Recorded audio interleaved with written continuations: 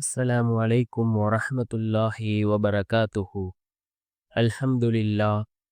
الحمد لله الذي نحمده ونستعينه ونستغفره ونؤمن به ونتوكل عليه. أما بعد. அன்பிற்குரிய அல்லாஹ்வின் நல்லடியார்களே, அன்பு சகோதரர்களே, நாம் தொடர்ச்சியாக பார்த்து வரக்கூடிய துஆக்களினுடைய திக்ருகளினுடைய தொகுப்பில் இன்று நாம் பார்க்க இருக்கின்ற விடயம் என்னவென்றால், இன்றைய தினம் ஞாயிற்றுக்கிழமை நாம் அசருடைய தொழுகையை தொழுதுவிட்டு இந்த 3 திக்ருகளையும் நாம் 313 தடவைகள் ஓதுவோம். இந்த திக்ருகளை ஓதுவதன் மூலமாக அல்லாஹ் ஜல்ல சுப்ஹானஹு வ தஆலா நம்முடைய மறைமுகமான தேவைகளை அல்லாஹ் பூர்த்தி செய்து தருகின்றான். நாம் நினைக்காத புறத்திலிருந்து அல்லாஹ்வினுடைய உதவி நம்மை வந்தடையும். நம்முடைய தேவைகள் அனைத்தும் பூர்த்தியாகும். அதே போன்று அல்லாஹ்வினுடைய ரிஸ்க் நம்மை வந்தடையும். அந்த அளவுக்கு சிறந்த அற்புதமான 3 திக்ருகளை தான் நாம் இன்றைய வீடியோவில் பார்க்க இருக்கின்றோம். அன்பார்ந்தவர்களே, அல்லாஹ்வின் நல்லடியார்களே, அதிகமானோர் நம்முடைய சேனலை சப்ஸ்கிரைப் செய்யாமல் பார்த்து கொண்டிருக்கின்றீர்கள்.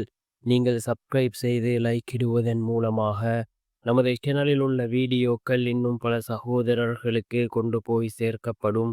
அவர்கள் அதனை பார்த்து பயனடைந்தால் அதற்குரிய கூலியை அல்லாஹ் உங்களுக்கும் வழங்குவான். அன்பார்ந்தவர்களே, அல்லாஹ்வின் நல்லடியார்களே, இந்த 3 திக்ருகளும் மிக முக்கியமான திக்ருகளாக இருந்து கொண்டிருக்கின்றது.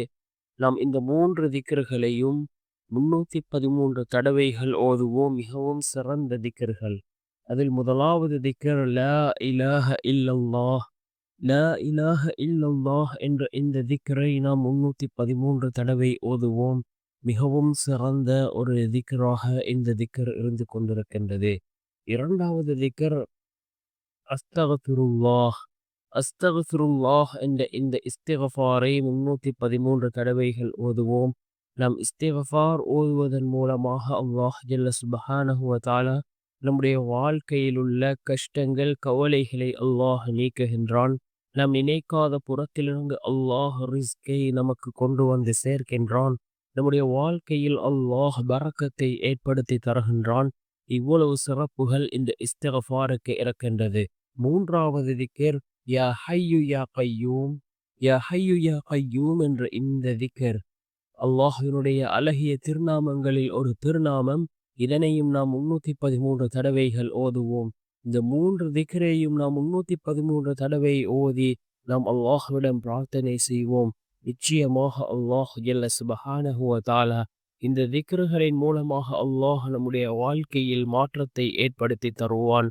சிறந்த நிம்மதியான சந்தோஷமான வாழ்க்கையை அல்லாஹ் நமக்கு ஏற்படுத்தி தருவான். வல்ல நாயன் நம் அனைவரின் பாவங்களையும் மன்னித்து உயர்ந்த ஜன்னத்துல் ஃபிர்தௌஸ் என்ற சுவனத்தில் நம் அனைவரையும் ஒன்று சேர்ப்பானாக.